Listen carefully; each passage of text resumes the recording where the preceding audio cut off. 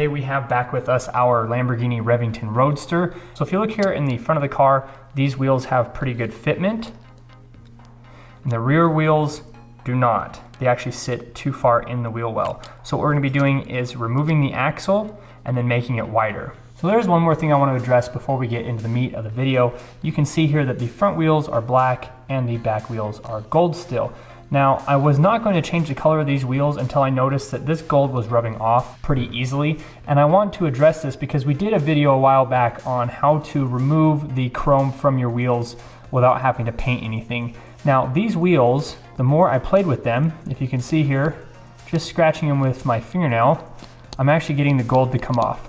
So if you're looking at removing the chrome off your wheels, check this first to see how easy it is to get off. If it's easy to get off, you can actually use a piece of cloth instead of a Scotch-Brite pad. Now, obviously I'm gonna have to work on this a little bit more to make sure that it's completely black, but if you don't have to use a Scotch-Brite pad, don't, because this will actually leave your wheels a little bit more glossy. The Scotch-Brite pad's gonna dull them up just a little bit. So if it's more of a weaker chrome like this gold that I've got here, use a rag or your fingernail, you should be able to get it all off. If the chrome is strong like those Mazdas we were working on, you'll have to take a Scotch-Brite pad to it. So we are ready to remove the axles. Again, I've shown this in a previous video. I'm gonna try to move these fingers back and then pry from the middle and get this axle out. And then I will show you how to modify this because we're gonna have to modify this area through here to get the new axle in. So now that the rear axle has been removed, we're going to make sure that it's the right width for what we want. And again, you can see here that this is definitely not wide enough. So I'm gonna have to find out how much more I want to add to this.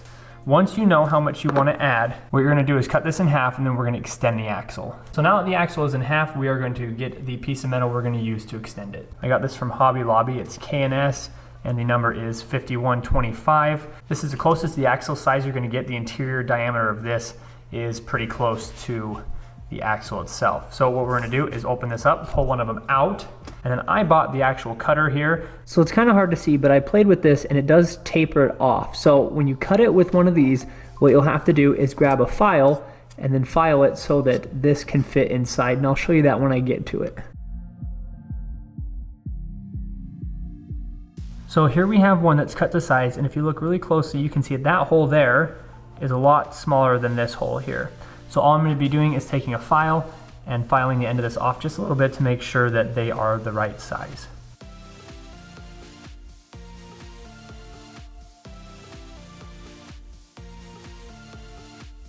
Now I got pretty lucky making this the exact right size. If it's off a little bit, don't worry too much, because what you can do is when you go to attach the axles, you can actually pull the wheels out just a little bit. You can see there's a gap right there, and then we can attach them like that. So if you are a little bit too narrow still, don't worry too much. What you don't want to do is make this too wide, because if you make it too wide and you need to cut off just a little tiny piece, it's difficult to get one of these to do that, and then you're just sitting there on the file forever trying to bring it down, you know, an eighth of an inch or whatever it is. So now what I'm gonna do is show you how to get this axle into the body of the car.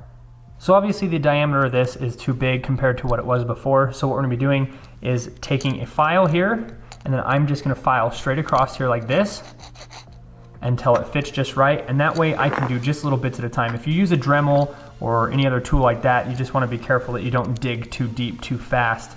That's why I'm gonna be using this hand file. I can do just a little bit, check it, do a little bit, and check it until it fits just right.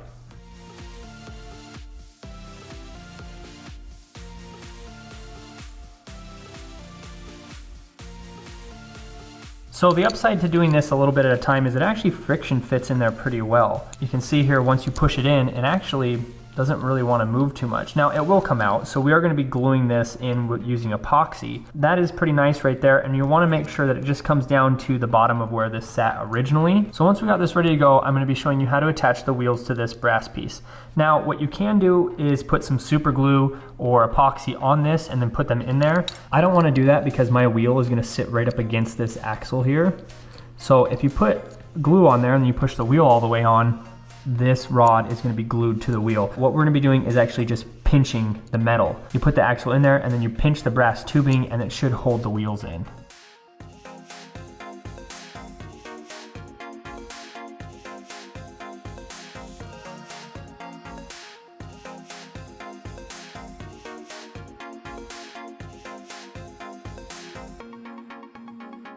Now this is my first time doing an axle customization, but this way works really well. I've been pulling on this quite hard, obviously not too hard because I know eventually I will pull it apart, but if you pinch them, it holds in there really tight. So now we're ready to actually install this permanently into the car, get this glued, and put everything back together.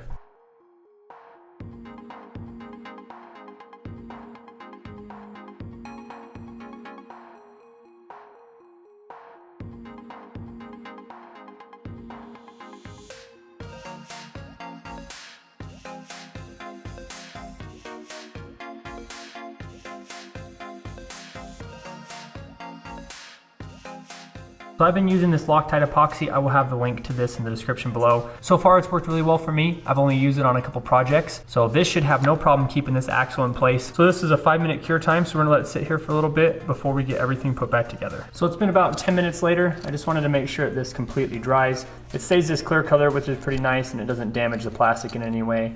And then now we're gonna be putting the car back together. So one more thing before we put this back together, this piece right here might need to be modified, so I just took the file to it again to make sure this would accept this larger axle. We can now start to put the rest of the car together. And like I've done in previous videos, I'm going to be using the soldering iron to reassemble the car.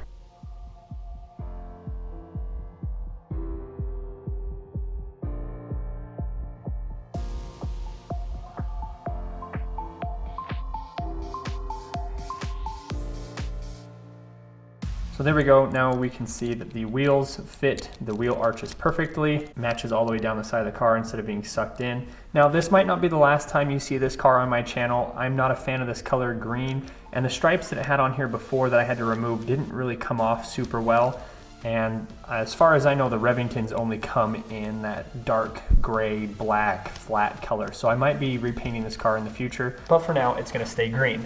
I appreciate everybody for watching. If this helped your project and you enjoyed the video, please help me out by leaving a like. Help support my channel by subscribing. I will be continuing to do Hot Wheels projects. And until next time, we'll see everybody in the next video.